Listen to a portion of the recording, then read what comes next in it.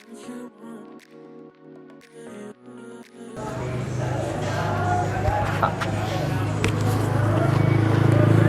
magkano yan?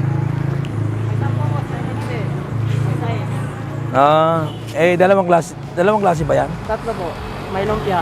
Ay, tatlo? Ay, okay. Sige, titingnan natin.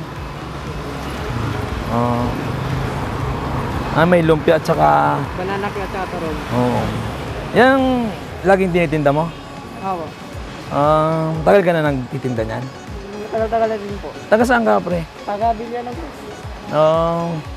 Ano pangalan mo? Mark Neil po. Bicolano Elvin. May pamilya ka na? Wala pa po. Sige, bibili kami ngayon para mabigyan dito ng sa karwas. Yan lagi ang ano mo pang araw-araw. Ako po, ganito lang po. Nag-aaral din po kasi, ALS.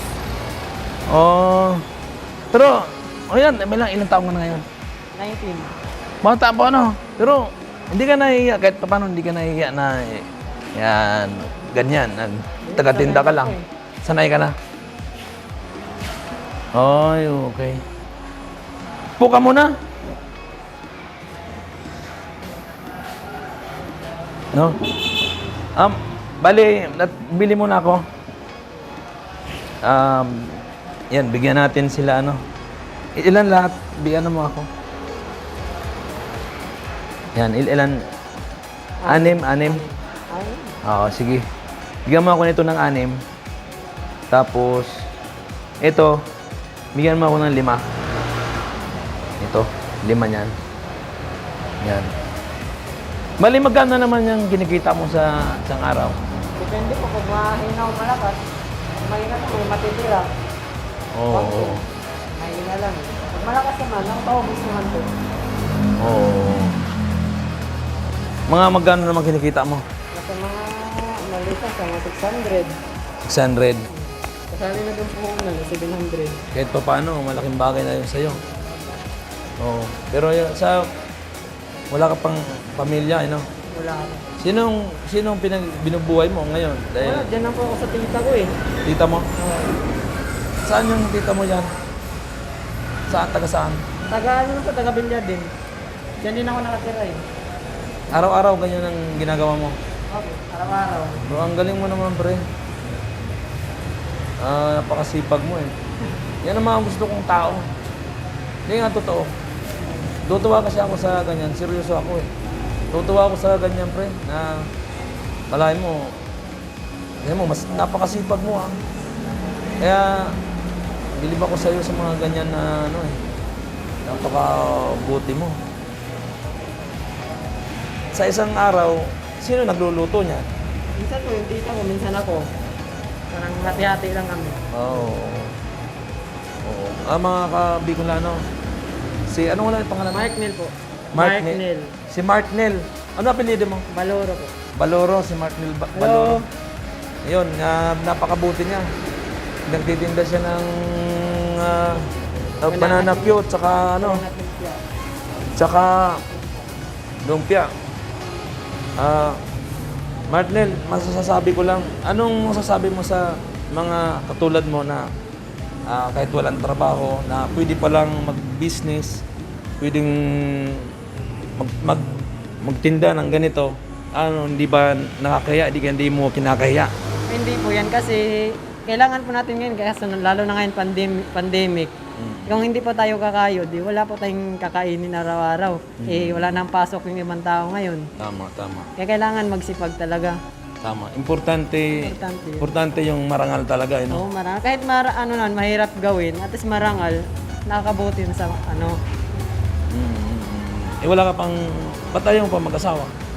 Malabo pa yan. Bale, pero meron ka nang nililigaw-ligawan. Parang meron na. Meron na rin. Okay naman. Kumusta naman? Okay lang. Ilang kayo magkakapatid? 2 po. Pero 4 po kami, magkaiba lang yung papa. Oo. So, nung magulang mo dito na rin? Or Wala po nasa probinsya po. Saan yung probinsya nyo? Sa Ormoc po. Ormoc Ormoc. Leyte. Sa Albuera. Sa Albuera pala. Doon sa may namatay. Oo, Kerwin. Si Kerwin. Espinosa. Oo, tama, Espinosa. Taga roon pala kayo. Nakakatakot pala.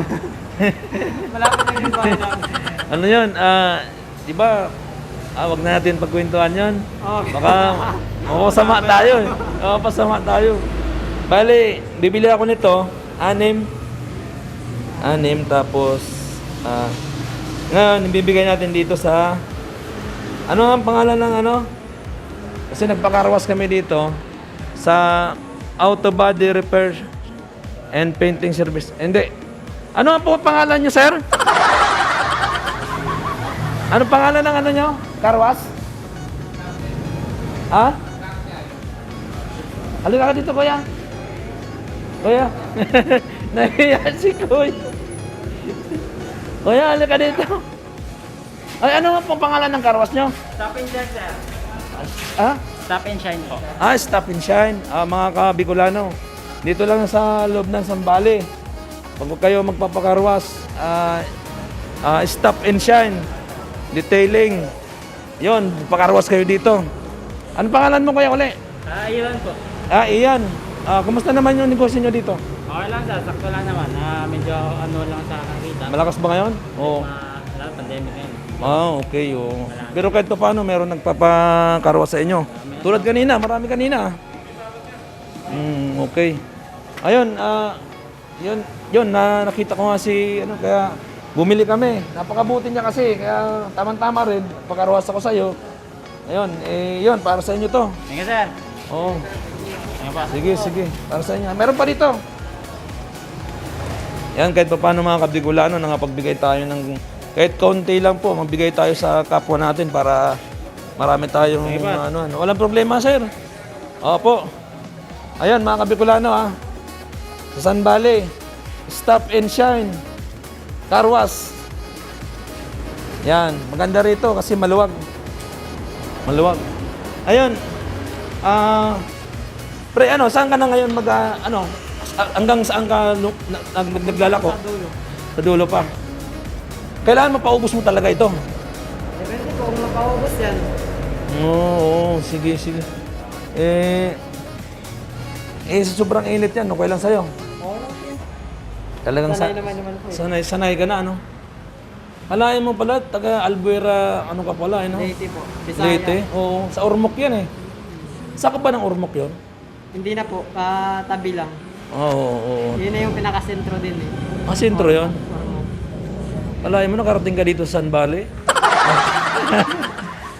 Ilang ka na ito? Ilang buwan ka na rito? Matagal-tagal na rin po ako rito, alas 2 years na. 2 years na rin.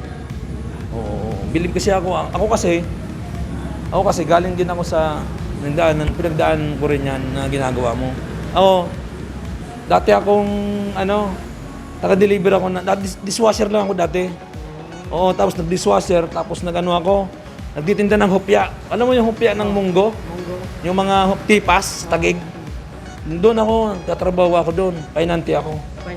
Gitinda ako ng mga hopya, dala-dala ko ganyan. May mga fish cracker, toasted bread, munggo, ubi, baboy, mga ganon. Kaya yun din ako. Kaya nabibilib ako sa mga tulad mo na bilib ako kasi ang iba, di ba? Walang trabaho. Tambay lang.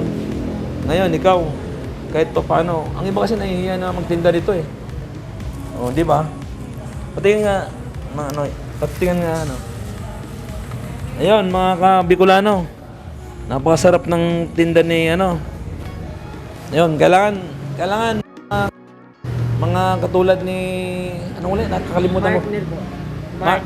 Marknel, katulad ni Marknel, kailangan bigyan natin ng si Mark ang ginagawa ni Marknel. Kahit sa pagtitinda at kahit sa maliit na kita at pinagsisikapan mo, pinaghihirapan mo. Tagnan mo muna, Marknel, ako masarap Masarap. Ayun. Ito, ganun din to, no? Turon po, tagi. Yan. Sige, bigyan mo akong Marknel ng dalawa pa. Sabay mo na dito. para iuwi ko sa bahay. Yan. Bibigay ko kay Mrs. Mrs. 3, I love you. Bigay ko sa'yo. Binawasan ko pero isang kagat lang. Yan. Napakabuti mo, Mark, nila. Kaya pagpatuloy mo lang yan, masasabi ko lang sa'yo. Pagpatuloy mo yan, at bibigyan ka ng ano ng Panginoon. Hindi lang ito ang tinda mo. Bibigyan ka pa ng, malay mo, meron sa'yo mga discovery o ano. Diba? Ngayon pa lang bibigyan lang kita agad Bibigyan kita ng bigas. Kaya mo bang dalhin yung bigas? Sabagay, may bitbitan naman siya Oo Martnel, bibigyan kita ng bigas Bigay mo sa pamilya mo Sige po, maraming salamat. Ayun. Bigay ko sa kanya to para meron si Martnel na may bigay sa pamilya niya. Kasi siya lang din yung naghahanap buhay Kita nyo naman, yung paninda niya, magkano lang kinikita niya.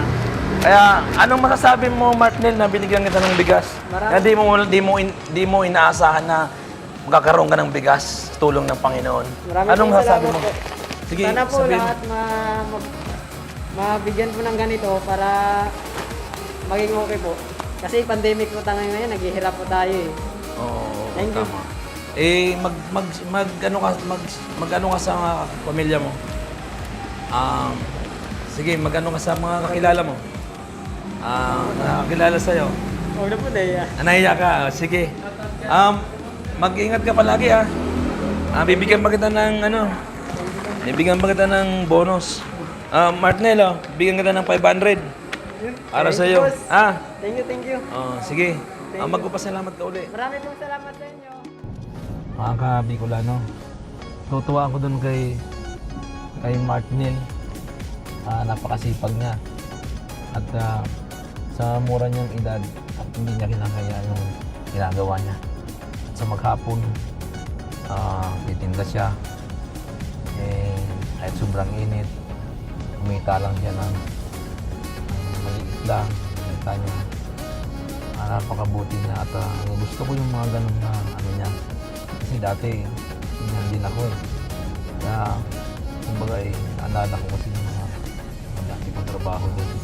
Kaya, gusto ko mga ganun na tao na kahit simple lang yung hanap buhay niya, pinagpapatuloy niya at hindi niya ikinatahiya.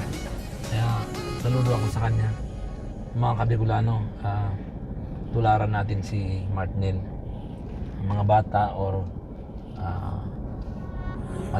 malaman din nila kung paano maghanap buhay kaysa sa nakatenga ka lang or wala kang ginagawa.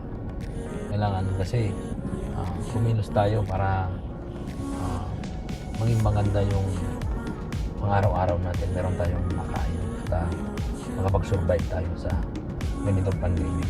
Kaya mga Kabicolano, napaka-galing ni Martnel. Bilib ako sa kanya. Yan mga Kabicolano, kahit paano nagpagbigay tayo. Binigyan natin siya ng bigas at pera. Malaking bagay para sa kanya yun. At tuwang-tuwa siya. At ramdam ko sa kanya na nagulat siya na may biglang dumating sa kanya ng blessing. Ayun mga Kabicolano, supportahan niyo yung vlog ko, Bicolano Edwin. Paki-like and share na lang, paki-subscribe. Paki-contact na lang yung notification bell para update kayo sa mga bago nating video. Maraming salamat.